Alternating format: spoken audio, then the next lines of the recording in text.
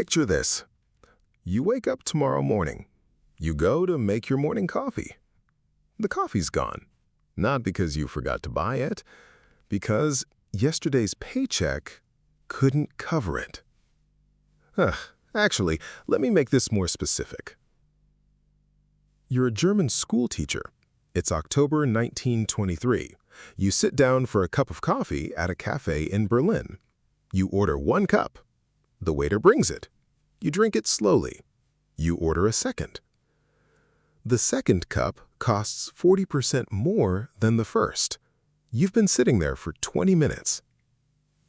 That's not a joke. That's not a metaphor. That is a documented thing that happened to a real person in the Weimar Republic, reported at the time. And here's the question nobody asks. What job did that teacher have the next morning? What did the plumber do? What did the mechanic do? What happened to the doctor, the farmer, the guy who fixed your roof? Because everybody talks about the collapse, nobody talks about who survived it. That's what we're doing today. Let's start with the scoreboard, because I want you to understand the scale of what we're talking about before we get into the survival part. The German mark, by November 1923, was worth 1/trillionth of what it was worth in 1914. 1/trillionth.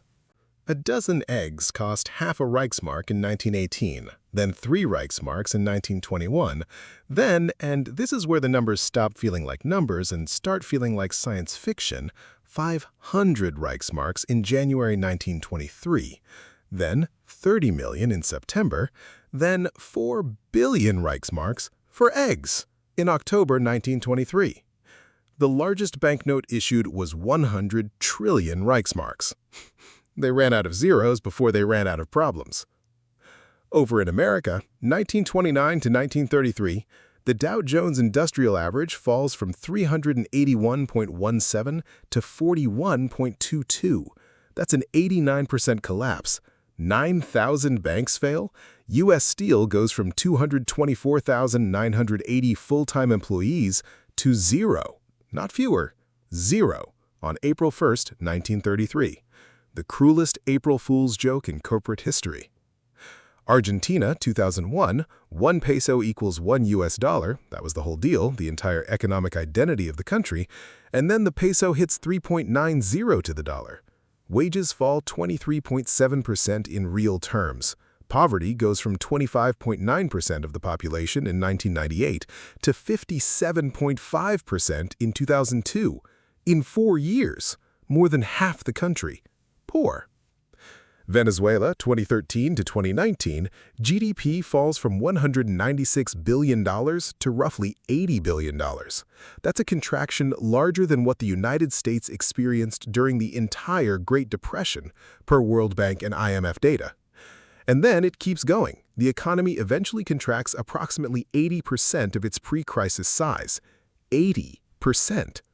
For context, the U.S. Great Depression was 29%. This is the largest peacetime economic collapse in modern history, happening to a country sitting on the world's largest proven oil reserves. We'll get to that part. So, credentials. Here's what happened to credentials in every single one of these collapses. They evaporated immediately and without warning. The Weimar Republic's middle class, the middle stand, were the most educated, most credentialed, most respectable economic class in Germany. Savings accounts, pension funds, fixed rents, bond investments, everything a financially responsible person was supposed to have. All of it, gone. Not reduced, not damaged, gone. Because the savings account holds numbers, and the numbers became meaningless, and the bonds paid out in a currency that was worth less than the paper it was printed on. Literally, the paper had more physical value as paper than as money. Doctors drove taxis, engineers washed cars, academics traded cigarettes for potatoes. The credential said, "I am valuable to society." Society said, "Can you fix my plumbing? No? Bye." And look, this isn't a one-time historical curiosity. Argentina 2001, 5.2 million Argentines fall below the poverty line between October 2001 and the following year. 7 out of 10 Argentine children become poor. The formal economy has a 42% labor tax wedge, meaning employers pay 42 cents in tax for every peso of wage, so formal employment collapses. The underground economy becomes structurally load-bearing. The barter clubs, Clubes del Trueque, reportedly reached 2.5 million participants at peak in 2002. 2.5 million people trading things because money stopped working. Venezuela, corn production falls 80% between 2008 and 2019. Poultry falls 71%. Per capita food availability hits an all-time low in 2019. And here's the detail that tells you everything. When modest recovery begins after 2019, it's led by corn, up 98%, and rice, up 59%. It was farmers, people with agricultural knowledge, people who understood soil and seed and water, who rebuilt first. Russia, 1998, the ruble collapses, losing 3/4 of its value. And non-cash payments and barter? They'd already been rising for years. By 1998, barter exceeds 50% of real sector transactions. 50%! Half the Russian economy is operating outside money, because the people who have actual things, coal, food, mechanical skills, repair capacity, can trade those things. The people who have salaries are waiting for a salary that's worth less every week. So here's the pattern, and I want you to see it clearly before I walk you through the 4 categories.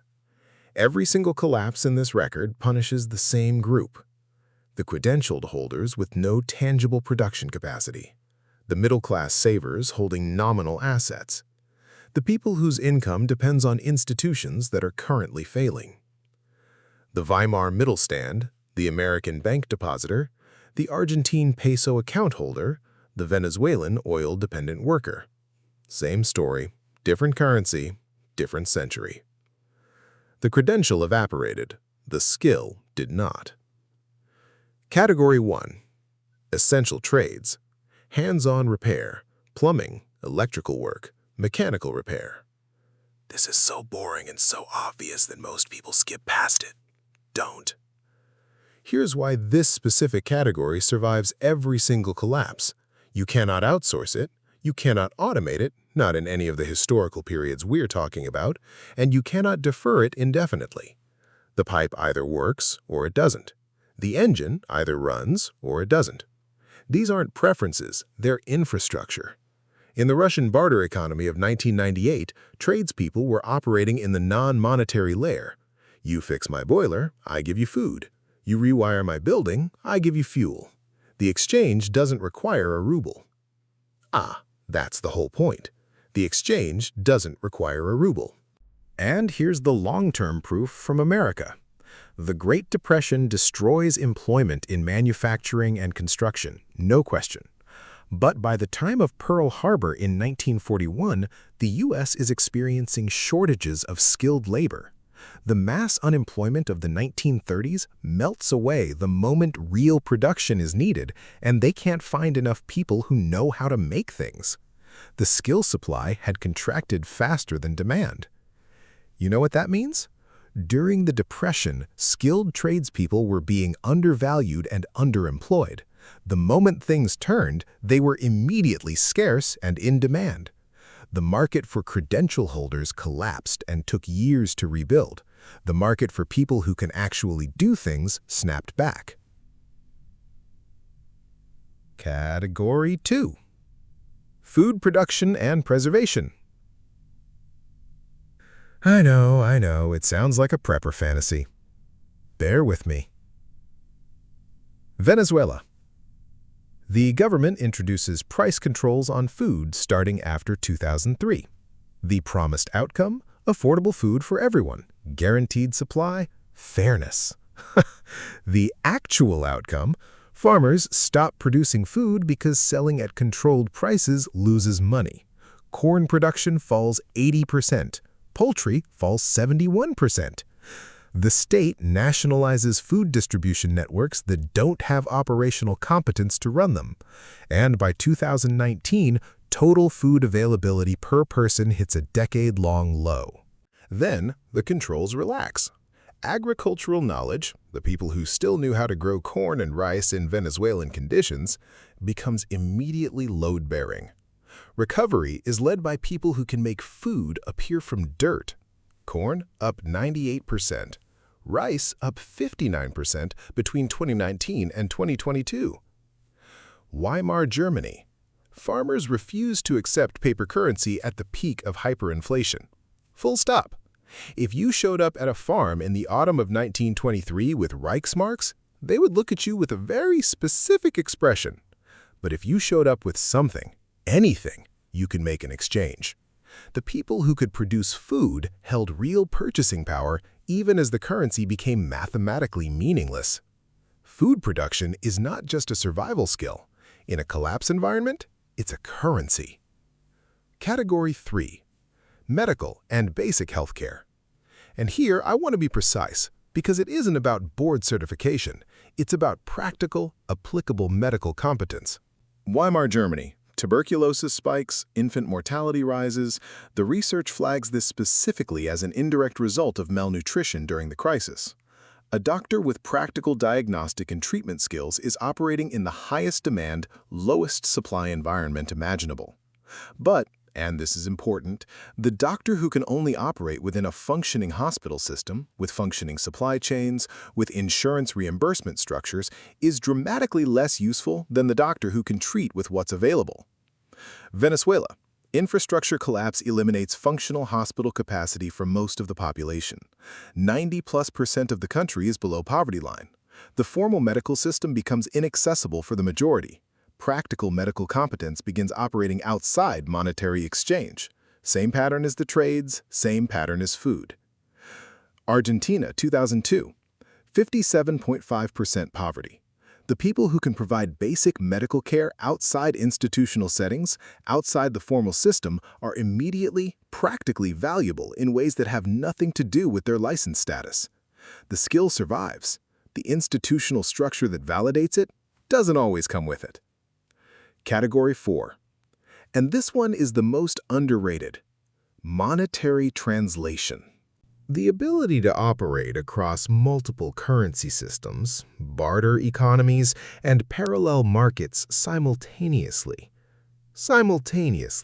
Not I understand barter and I understand currency as separate skills, but the cognitive ability to convert value in real time across systems that are running at the same time. Argentina, by 2001, complementary currencies had already emerged before the official collapse, meaning the barter infrastructure was being built while the formal system was still technically running. The people who understood both, who could see the parallel value systems and navigate between them, preserved capital while others watched their peso accounts become inaccessible. Russia, 1998, barter at 50% of the real economy. Non-cash payments surging. The virtual economy makes tax collection impossible. The people operating in this environment aren't uneducated. They're skilled in a specific way. They understand that a ton of coal has a calculable exchange value in food, in fuel, in mechanical services. They can read value across currencies. That's the skill. That's the thing. The economist who can model inflation rates in a stable monetary system? Useful in a stable monetary system. The person who can walk into a barter market and immediately understand what everything is worth relative to everything else is useful in every condition. Now, let's talk about who built these disasters, because they didn't build themselves. Rudolf Havenstein, president of the Reichsbank from 1908 to 1923. He authorized the accelerating money printing. He operated under the genuine belief, documented, that the money supply was responding to price rises, not causing them. He had the causality backwards. He thought, prices are going up, so we need more money in circulation. It was the other way around. He died November 20th, 1923, 4 days after the hyperinflation ended. He did not survive to face consequences. History's timing is occasionally perfect. Benjamin Strong, governor of the Federal Reserve Bank of New York from 1914 to 1928, the most powerful figure in 1920s American monetary policy. He kept rates low in 1927, partly to help the Bank of England. The policy fed the stock bubble. Strong died October 16, 1928, 1 year before the crash. His institution then raised rates into the deflationary collapse it had failed to prevent. Domingo Cavallo, Argentine economy minister, architect of the one-to-one dollar peg in 1991, brought back in March 2001 as a crisis solution. The man who designed the system was called back to fix it. He implemented the Corralito, freezing bank deposits in December 2001. Citizens couldn't access their own money. 39 people died in the riots that followed. 5 presidents in 2 weeks. A totally normal December for Argentina. Cavallo personally gained an international reputation as a monetary reformer, lost that reputation entirely by 2002. And Venezuela, sitting on the world's largest proven oil reserves, an economy that received approximately $325 billion in oil revenues between 1998 and 2008. That should have been, the ultimate buffer, the safety net of safety nets. And the economy contracted 80% of GDP. The resource that was supposed to make them invincible made them dependent, made them fragile, made them unable to produce food, because why grow corn when you can buy corn with petrodollars? Why develop skilled trades when you can import services? And then the oil press fell, and the production capacity declined, and there was nothing underneath. That's not irony. That's a structural failure that was visible in advance and ignored anyway. Welcome to Money Never Learns. Here's the part where I'm supposed to give you the modern warning, and I'm going to. But I want you to notice something first. Every single one of these disasters had economists who said, this time is different. Weimar economists believed inflation was the effect, not the cause of rising prices. They weren't stupid. They were wrong in a specific, identifiable, documented way. And they kept being wrong while the eggs went from 3 Reichsmarks to 4 billion. Argentine economists believed a currency board was structurally superior to flexible exchange rates. And it was, right up until it wasn't. And then it collapsed in weeks. Venezuelan planners believed resource wealth provided permanent insulation from market forces. They received $325 billion in oil revenues over 10 years. It provided about 10 years of insulation. Carmen Reinhardt and Kenneth Rogoff documented 800 years of sovereign debt crises in their book, This Time is Different. 800 years. Across every era, every technology level, every institutional sophistication. Same pattern every time. So what are the warning signs today? The research flags 5 specific indicators. 1. Seigniorage, central bank money creation as a percentage of government revenue. The Weimar trigger was around 20% of spending. When a modern central bank is systematically purchasing government debt to fund fiscal deficits, that mechanism is structurally identical. 2. Real interest rates versus inflation. Weimar kept rates far below inflation for years. Sustained negative real rates, policy rate minus CPI negative, are a documented leading indicator of purchasing power destruction. This is not theoretical. It has a track record spanning continents and centuries. 3. Debt to GDP plus the primary deficit trajectory. Argentina's debt was considered sustainable at 40% of GDP. It crossed into crisis territory when combined with a rigid peg and a structural primary deficit. The ratio alone is insufficient. The monetary flexibility attached to it is the variable that matters. 4. Informal economy as a percentage of total output. Argentina's 42% labor tax wedge grew its underground economy to a structurally significant share before collapse. A large and growing informal sector isn't just a tax collection problem, it's a signal that formal institutions have become economically uncompetitive. That's a pre-collapse condition. 5. Domestic food production versus import dependency. Venezuela couldn't feed itself without petrodollars. When the petrodollars contracted, the food contracted. An economy that cannot produce its own staple calories from domestic capacity is carrying a collapse accelerant. These are not abstract historical curiosities. So, back to the school teacher in Berlin ordering that second cup of coffee. What did she do the next morning? Not the teacher who had pension savings and bond portfolios. That teacher was economically destroyed and had to rebuild from zero. But the teacher who also knew how to grow food in the backyard, who could set a broken bone, who could fix a broken pipe, who understood that potatoes were trading for X units of coal and could think in those terms. That teacher had options. This is the through line across every collapse in the record. The credential evaporated. The skill did not. 4 categories: hands-on essential trades, food production, practical healthcare, monetary translation. Every single economic collapse studied, Weimar Germany, the Great Depression, Argentina 2001, Venezuela 2013 to 2019, Russia 1998, shows these categories maintaining utility when the formal economic infrastructure fails. Not because of prepper logic, not because civilization is about to end, but because these are the things that remain valuable when the institutional layer, the banking system, the currency, the credentialing bodies, the employer, stops functioning normally.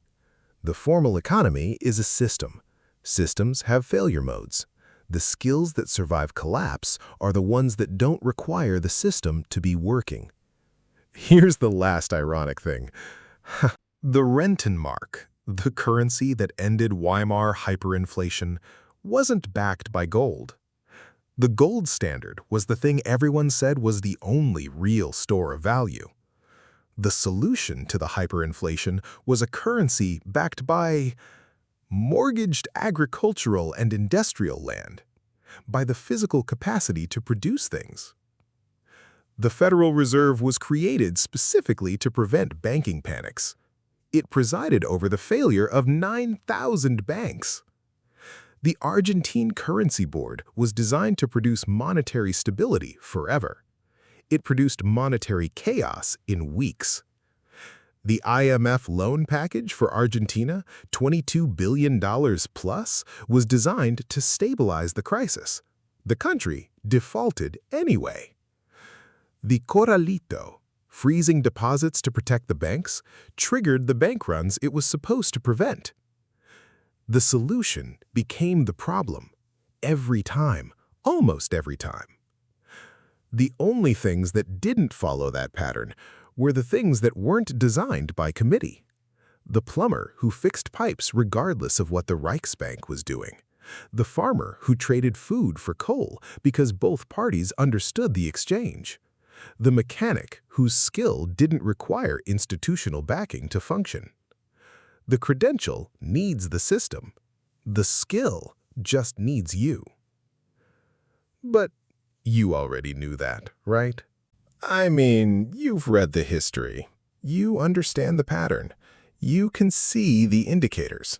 You're definitely not going to look at this and go back to assuming the institutions will always function normally, that the formal economy is permanent, that credentials are inherently liquid.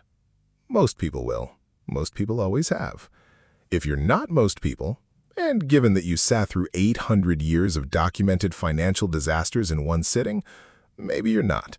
The subscribe button is right there. We do this every time history tries to teach a lesson and humans refuse to take notes.